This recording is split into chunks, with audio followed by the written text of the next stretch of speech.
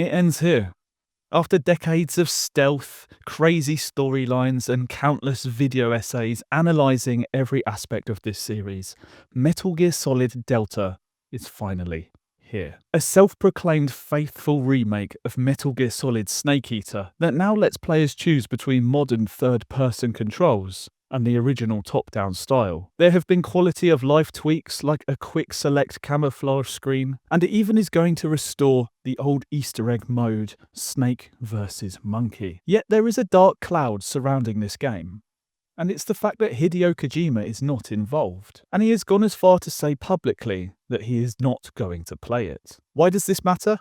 Well, Kojima's name defined Metal Gear Solid. I can't actually think of Metal Gear without thinking of the name Kojima. The series' stealth gameplay and the cinematic storytelling has turned Metal Gear Solid into a cultural phenomenon, and it has led to the sales of tens of millions of Metal Gear Solid games. But Konami, the publisher behind Metal Gear Solid, and its relationship with Kojima collapsed in 2015. The publisher went as far to scrub Kojima's name from Metal Gear Solid 5's marketing, and it then shifted its focus to mobile games and pachinko machines. A far cry from the games of Metal Gear Solid. And without Kojima, the franchise has not gone very far. Most notably with the game Metal Gear Survive. This game was nothing like Metal Gear Solid, and it shifted the gameplay to a zombie survival mode, the flavour of the month in video games at the time, and it only sold about 1 million copies. Against all of this history, Metal Gear Solid Delta feels like the last stand, a nostalgia-driven attempt to recapture the past glory of the franchise. It aims to please newcomers who've never touched the series, whilst giving veterans a graphical overhaul and modern controls. But without Kojima's creative vision, can this game really live up to the weight of its name? Let's take a look at each game in the Metal Gear Solid series to see how we got here.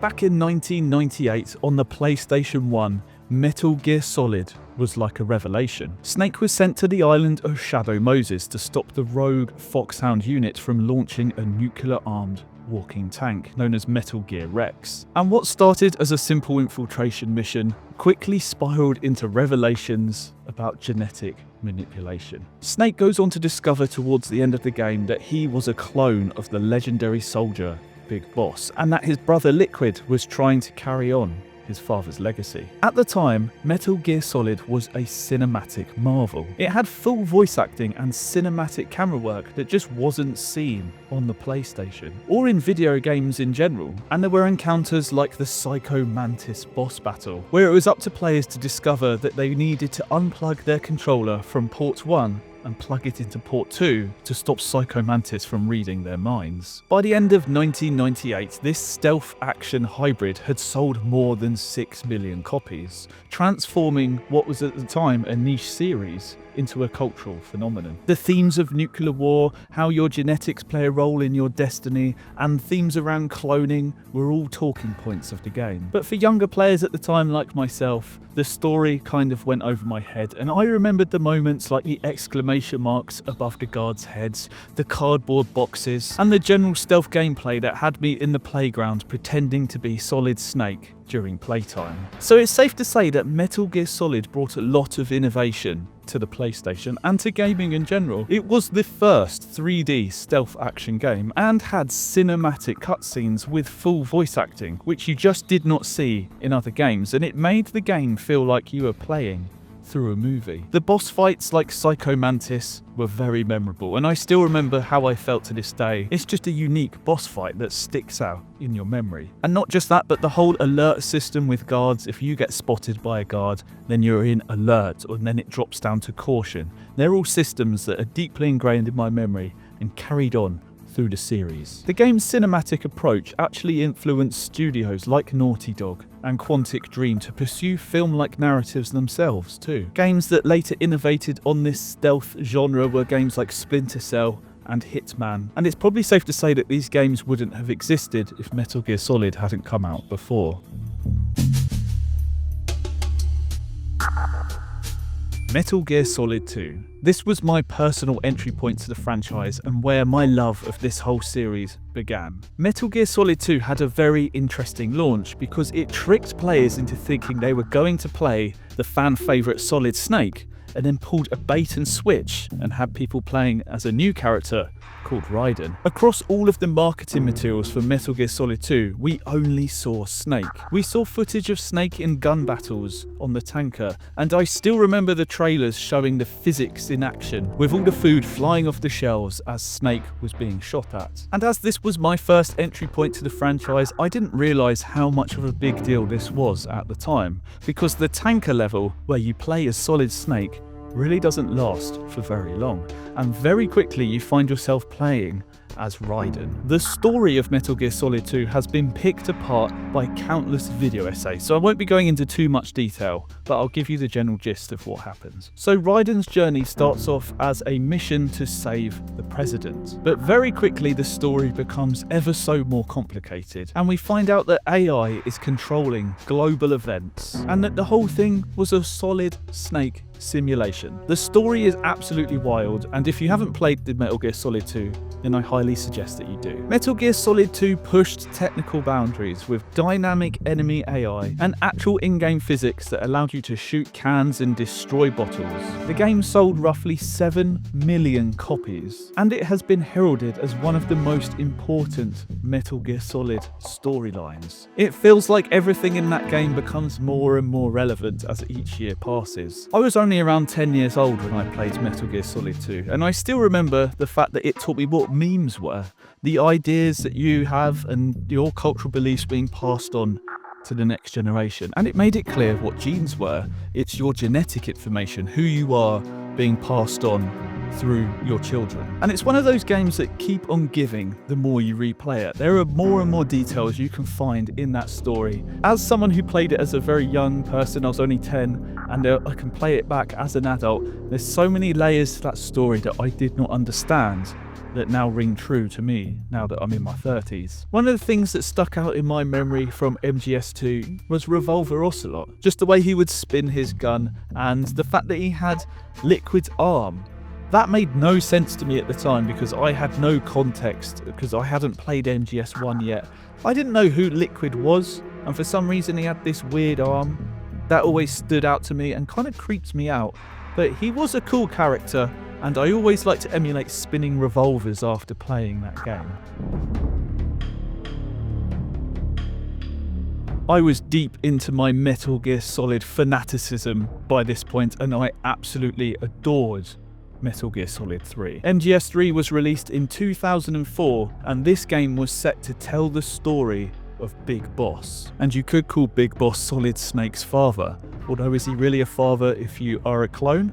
I'm not really sure how that works. MGS3 is set in 1964, and we follow a CIA agent named Naked Snake. The game begins set in the Soviet jungle, and we are on a mission to find the nuclear scientist Sokolov. And the whole premise of the game is that we are there to stop the Shagohod superweapon, or in other words, Metal Gear. The mission quickly becomes personal for Naked Snake when he has to confront his mentor, the boss, who has defected to the Soviets. And what made this game stand out from the rest is that there was a survival element to it. Snake needed to hunt for food, he needed to cure his wounds, and he needed to wear the correct camouflage to blend into the environment. There was a new system called the Close Quarters Combat System, or in other words, CQC. In essence, this meant you could run up to a guard, hold the melee button, and Snake would perform some sort of takedown or hold them hostage. The game sold around 4 million copies, which I'm surprised by. As someone who absolutely loved this game, I thought it sold more than MGS2. And while it wasn't the series' best-selling game, it was arguably one of the most beloved. Everything that Snake goes through in this game cemented Kojima's storytelling abilities. Many fans consider this entry of the series its high point,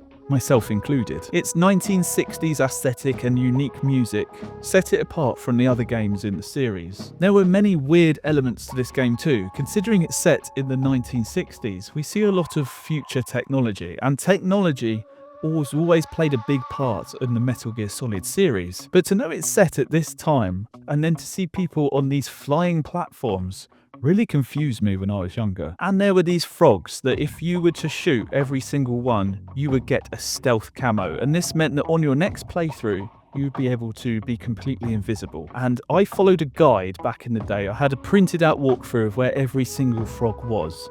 And I painstakingly went through the whole game, shooting every single frog, got to the end, and apparently I had missed one.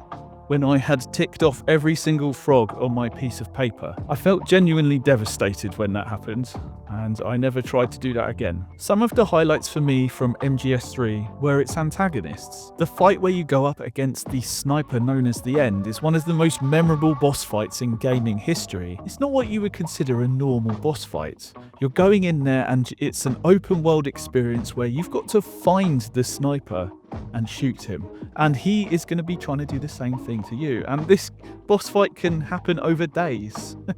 But I remember there was a rumour going around when I first played this game that if you set your clock forward, he would just die of old age. And when I tried it myself, it did actually work, and I still remember how funny I found it when for some reason he just explodes when you kill him and his teeth go flying out. And then there was the boss fight with the Fear, who I like to quote to this day, just the way he used to go, the Fear.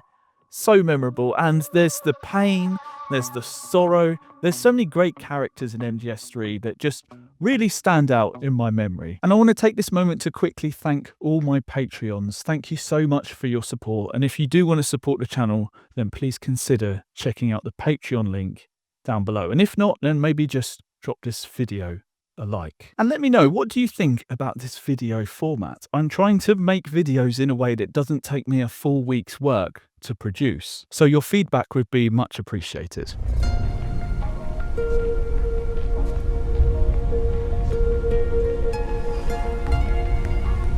Metal Gear Solid 4 Guns of the Patriots released in 2008 to the PlayStation 3. And the PlayStation 3 era saw Kojima bring an end to Solid Snake's story. In MGS 4, we find ourselves playing an aging Snake. Because of the way that Snake was created as a clone, he ages at a rapid pace compared to everybody else. And this world that we find ourselves in is controlled by private military groups. We find ourselves in the middle of a war zone, and we are there to stop our nemesis, Liquid Ocelot. MGS4 served as an attempt to weave all the storylines together, stop any loose threads in the series, and bring an end to the game as a whole. I never actually played MGS4 because I never had a PS3, but I have watched a whole playthrough on YouTube quite a few years ago, and it's safe to say that the game really does feel more like a movie than a video game. Although I haven't played it myself, there are so many cutscenes in this game.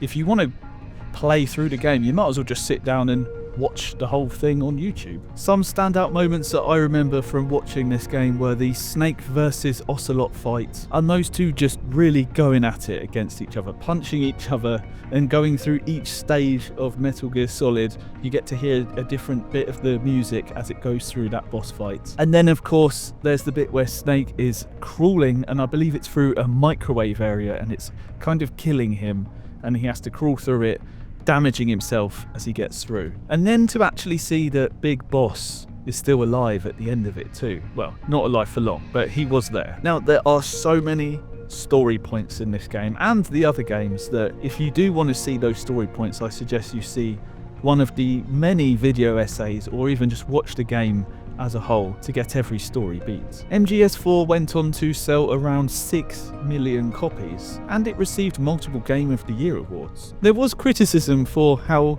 cutscene heavy this game was, but if you had played any of Kojima's games in the past, then you would know this is kind of his hallmark when he makes a video game.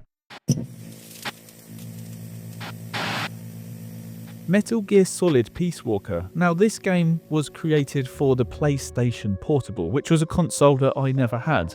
And I first came across this game when I got myself the HD Remastered collection on the Xbox 360. It is quite an interesting game. The game was a mission-based game where you play as Naked Snake, and we see Big Boss making his own army called the Military Sans Frontiers. The story does deepen Big Boss's ideology, showing you why he chose to create his own nation of soldiers rather than serve any country. And it also did deepen that affinity for crazy technology in the past, there was an AI version of the boss. Peace Walker sold over 2 million copies, and it introduced some mechanics that would end up being central to Metal Gear Solid 5. Now, from my memory of this video game, I did end up finding the gameplay a little bit tiresome in this game. It is a list of missions, and you go on and get a rank, or get your highest rank that you can, ranked from S if you do the best, to, I can't remember what the lowest rank was. I remember the gameplay just kind of feeling a little bit lacking when compared to the other games, and I think that's due to the fact that it was a PlayStation Portable title. It wasn't made for a proper big boy console, so to say. And while I did enjoy playing through the game, and I remember being very confused how there was an AI boss at this time, the technology in Metal Gear Solid always continues to confuse me. I do remember after playing this, I fell into a deep rabbit hole of finding out every single bit of lore there was to be around this game. And since then I have completely forgotten it, so to get a refresh I'd have to watch those videos again.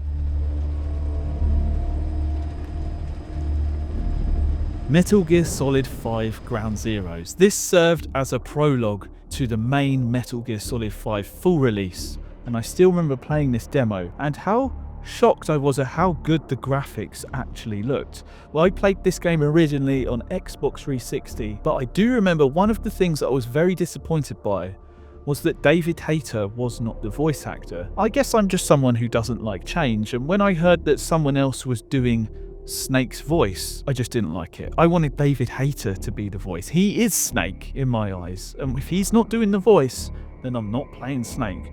But all that aside, I actually really enjoyed Ground Zeroes. And Ground Zeroes does hit a little bit harder if you had played Peace Walker before, because it almost carries on from the story of Peace Walker. And while the mission to Ground Zeroes was quite simple, you had to go in and rescue two people called Paz and Chico. The real fun of this game was its sandbox design. Players were dropped onto an island and tasked with entering the enemy base however they wanted, and I had such a great time going through this world, exploring everything, and the fact that it was actually a small little island actually made it a bit more fun. I like the fact that there wasn't endless areas to get lost in, and that it was a small slice of gameplay that you could approach however you wanted. And the story twist once you actually do the mission, that really stood out to me.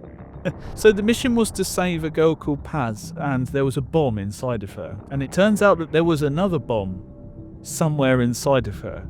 And all I remember is that scene where she falls out the plane. Wait, let me look this up. Bob, there's... It's all right, we got it out. No, you didn't.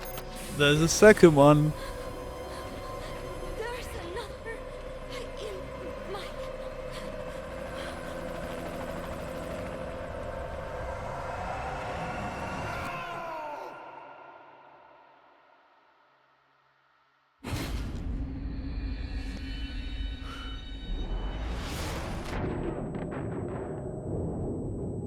Just what a twist. That was epic at the time, and if Ground Zeroes was not only a really fun game to play through, but that little twist just made that game really memorable, and I still remember that to this day. So Ground Zeroes would go on to sell 1 million copies, and it was heavily praised for its gameplay, but criticised for its short playtime. But ultimately this game was just a prologue and a bridge into the main full release, The Phantom Pain. Metal Gear Solid 5 The Phantom Pain released in 2015. Big Boss emerged from a 9-year coma and was now known as the Venom Snake. And in this game we see him rebuild his army known as the Diamond Dogs, all in an attempt to exact revenge on the organisation known as Cypher. But towards the end of this game we have the revelation that you're not even playing as Naked Snake or Venom Snake. Venom Snake's a completely different guy, he's just a medic. And there is so much story to this game and so much lore that you can dive into, but this was the standout moment to me, and it really made me feel like the choice of changing the voice actor may have been okay in the end. Maybe it's okay it wasn't David Hayter, because we're not actually playing Snake. And this is where gameplay almost returns back to what Peace Walker had started, but it iterates on it. Yes, it is a mission-based system, but the levels are very big and the game is mostly open world. However, story aside, this game had a lot going on behind the scenes. This was the year that Konami's relationship was beginning to wane with Kojima, and the story to Metal Gear Solid 5 was never finished. However, even though the game was cut before it had its story completed, it made $179 million on a day of release. And in the end, it shipped over 6 million copies, so the game was a success. The gameplay, whilst different from the other Metal Gear Solids, was rock solid. It was fun to play. And despite the game being unfinished, the story that was there was enthralling. There was so much to it. I still remember being totally confused by the flaming man being Volgin from Metal Gear Solid 3 and the fact that hate was keeping him alive. It's just so funny. But I still never really understood why there was a flaming whale. Before the release of the Phantom Pain, Konami had removed the title A Hideo Kojima Game from the packaging and removed Kojima Productions logo from all of the box art. Supposedly, Kojima's team had been demoted to just contractors. They weren't even employed at Konami anymore. And Konami also cancelled Kojima's Silent Hills and pulled its demo PT from the PlayStation Network, which is a great shame because although I didn't have a PlayStation, I do remember watching playthroughs of PT and it looks so cool and I would have loved to play that game myself. Ultimately, Kojima left Konami and made his own company called Kojima Productions. And from this point on, Konami pivoted towards mobile and pachinko games. And after this, Metal Gear Survive was released in 2018. This was the first Metal Gear game without Kojima. It was just a flop. I remember watching gameplay footage of Metal Gear Survive when it came out because as a Metal Gear Solid fan, I at least wanted to see what may have been there, but the game just did not look interesting in the slightest. It was a zombie survival game, and I tell you what, I don't go to play Metal Gear to play a zombie survival game. At the time, critics panned it for its repetitive grind and its microtransactions. Supposedly there was even controversies about charging players just to have an extra save slot. And for many, Metal Gear Survive symbolised how aimless the franchise now felt without Kojima behind the wheel. And now that leaves us to today. At the time of recording this, Metal Gear Solid Delta is coming out in mere days. And this remake of Snake Eater aims to preserve the original narrative whilst updating the graphics and the gameplay. Supposedly the game started off as a mere graphical overhaul, but Konami and the co-developer Virtuous ended up reanimating pretty much everything. Supposedly, the game retains the story of everything that happened in Metal Gear Solid 3, but it's bringing 2 control schemes this time, a new over-the-shoulder third-person view, which will give it a more modern feel to its control, and the legacy top-down camera for the people that want to play that. And after having played through Metal Gear Solid 3 a little bit recently, it's kind of hard to get to grips to that old control scheme. The producers of the game have confirmed that the original voice actors will be used, with a few new recordings as well to update some of the lines. And this is great news because I was getting worried that good old David Hayter wasn't going to be Snake, so it's good to know that he definitely will be making a return. Although Metal Gear Solid Delta is marketed as a faithful remake, it's still going to be made without Hideo Kojima's involvement. So his absence, combined with Konami's a bit patchy track record since Kojima left the company, has fans viewing Metal Gear Delta as a final farewell rather than a rebirth. The Greek letter delta actually does mean change, and this remake is going to change Metal Gear Solid 3. It changes the presentation of it. It is made in the Unreal Engine. The graphics do admittedly look like a huge upgrade over what we had before. Metal Gear Solid 3 came out on the PlayStation 2, and now we're going to be playing through it on the Unreal Engine. And not only that, but Kojima is different too. He's off working, he's just released Death Stranding 2. He's going to be working on other interesting games. And in a lot of ways, it does feel like Konami just want to try and make a little bit of money off the name that is Metal Gear Solid while they still can. Whilst reboots and remakes and remasters are the in thing right now, Konami's going to be swooping in with a remake of Metal Gear Solid 3 to get that money. So to me, Metal Gear Solid Delta feels like the final farewell to the Metal Gear Solid franchise. I will be playing this game because Metal Gear Solid 3 is one of my most beloved games from my childhood. I want to see what they've done with it and whether Delta is a success or not. This will probably be my last foray with the Metal Gear Solid franchise.